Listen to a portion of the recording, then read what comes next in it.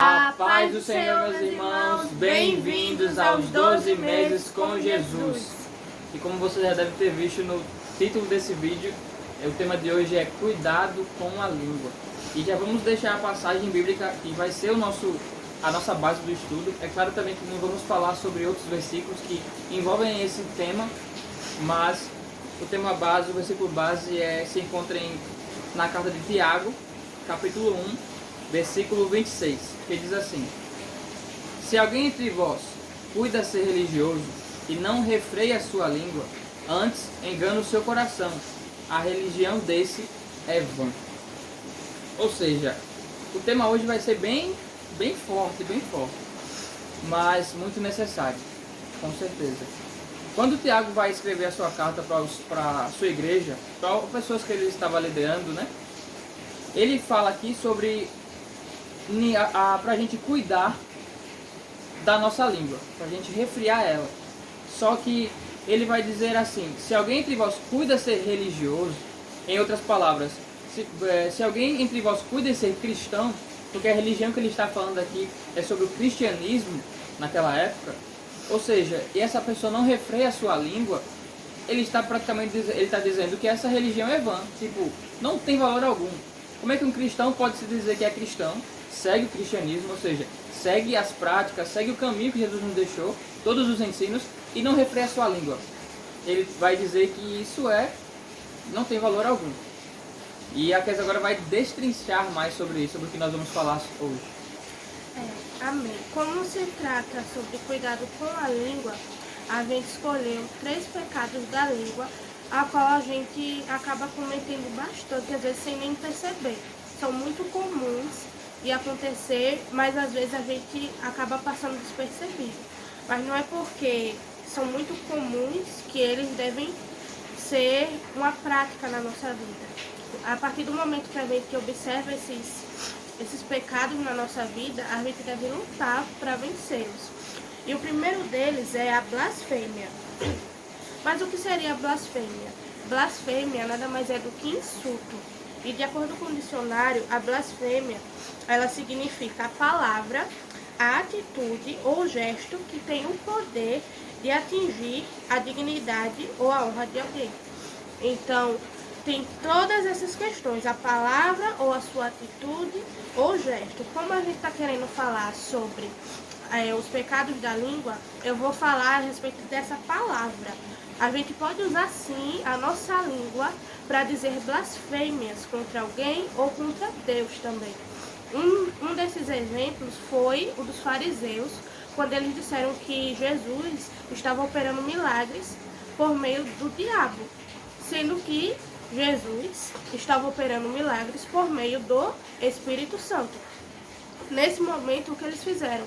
Um insulto ao Espírito Santo. E não se deve fazer blasfêmia contra o Espírito Santo, porque isso é o quê? É um pecado mortal, que não vai ser perdoado. Então, às vezes, a gente pode sim cometer blasfêmias, mas como assim? Quando a gente fala coisas sem saber. Por exemplo, às vezes a gente está numa roda, numa conversa, aí soube de alguma coisinha daquele assunto, aí vai lá e dá a nossa opinião. Quando pensa que não, a gente pode até usar a nossa boca para insultar algo que merece honra, que merece respeito. Mas você, por saber muito pouco, ou por não saber nada praticamente, você acaba falando aquilo que você não sabe.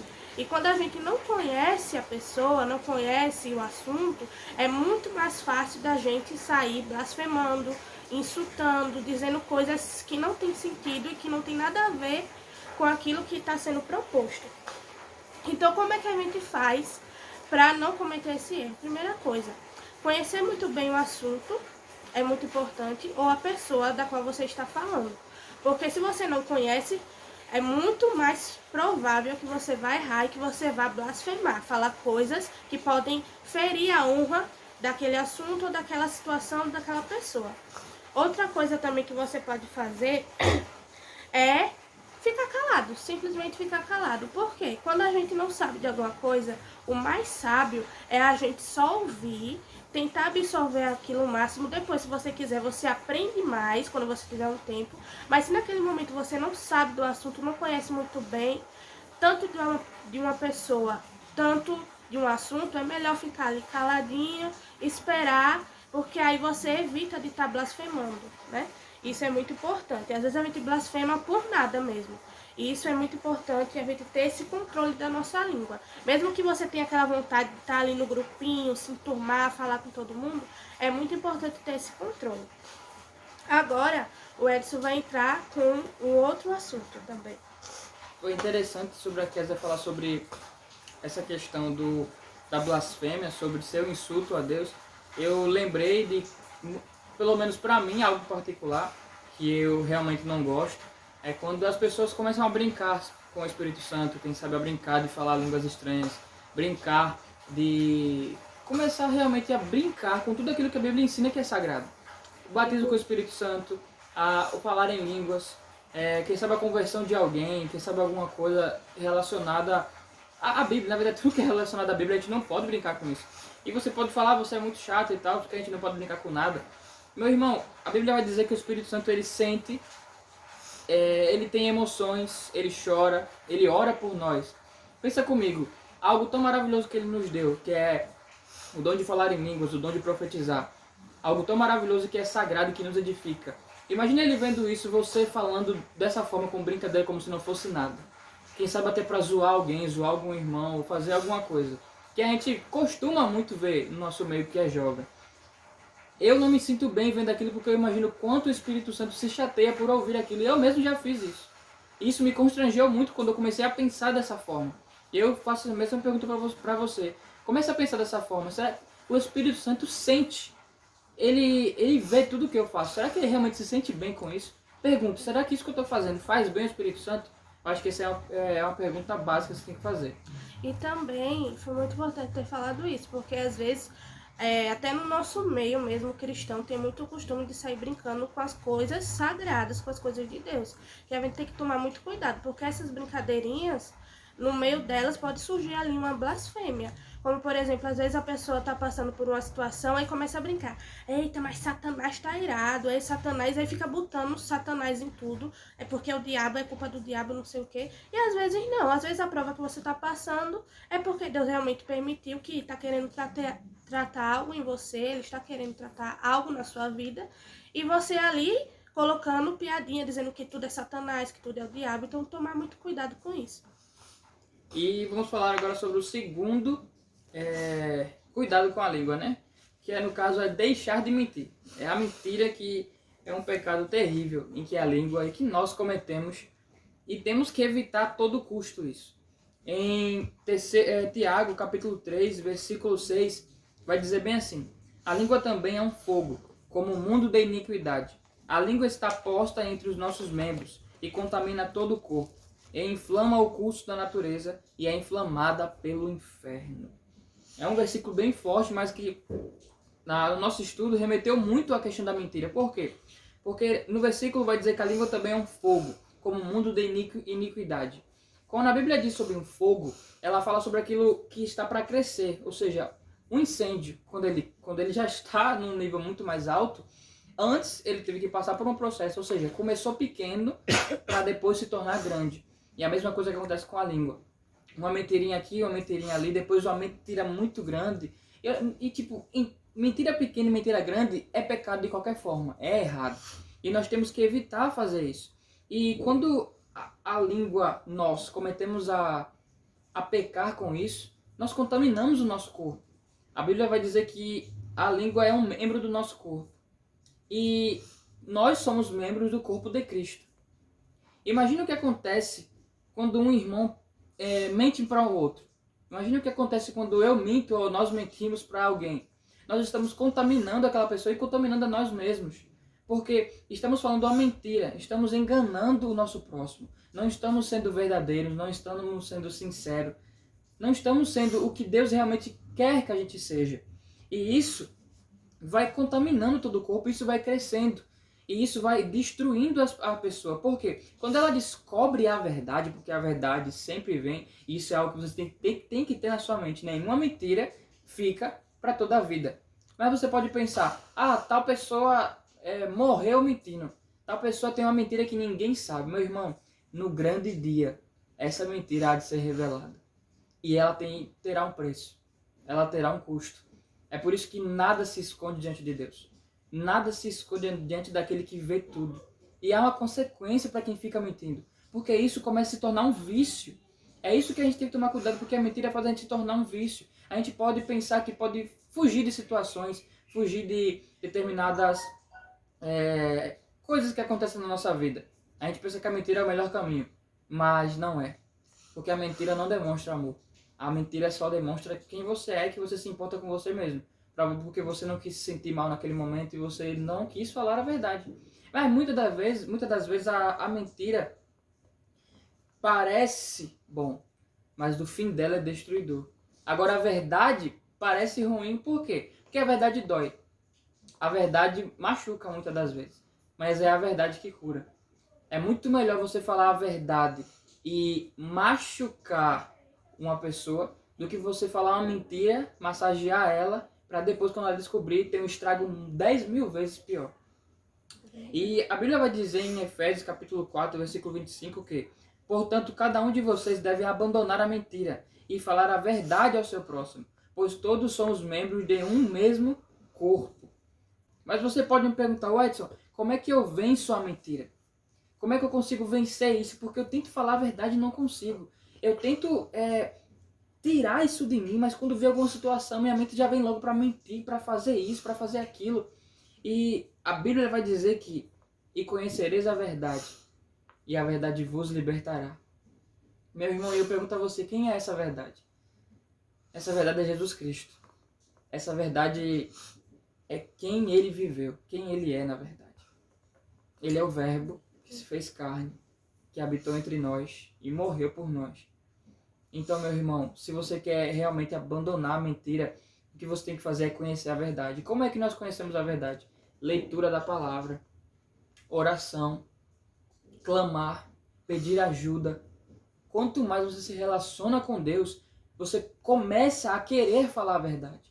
E quanto mais você fala a verdade, menos mentiras você vai dizer. Isso é a solução para você parar de mentir. E você pode pensar, meu Deus, eu comecei a me arrepender, comecei a falar com Deus hoje e não falei mentira durante uma semana, mas hoje eu falei. Meu irmão, se arrependa de novo e vá tentando, para toda vez essas mentiras ser cada vez no tamanho maior, até que elas nem venham se repetir mais. Você só venha falar a verdade e pronto. E Deus vai te ajudando, você ainda continua sendo falho, eu continuo sendo falho, eu posso pecar nisso, a Kézia pode pecar nisso também. Nós estamos aqui para melhorar a cada dia e abandonar essa natureza pecaminosa. Não é à toa que a mentira foi o que aconteceu com Eva no jardim e com Adão. A cobra mentiu para Eva e fez Eva comer e Eva deu para Adão e hoje nós estamos aqui com a natureza pecaminosa dentro de nós. Olha o que uma mentira fez. Olha o que uma mentira enganou uma pessoa e olha a destruição que ela causou. Mas glória a Deus por Jesus Cristo que veio e nos salvou disso. E a Kézia agora vai continuar falando sobre os outros aspectos sobre o cuidar da língua. Amém. Agora eu vou falar um pouco sobre a murmuração, que também é um pecado da língua muito comum de acontecer. Eu acho que a gente acaba falhando principalmente nesse aspecto da murmuração. Murmuração nada mais é do que reclamar sem motivo justo. A pessoa reclama por tudo, tá sempre resmungando. Ah, não, porque uma coisa não foi do meu jeito, porque isso, porque aquilo outro. Tá sempre reclamando e não tem motivo justo para aquilo. É só pelo simples fato de querer ficar expressando as coisas que não saíram do seu agrado.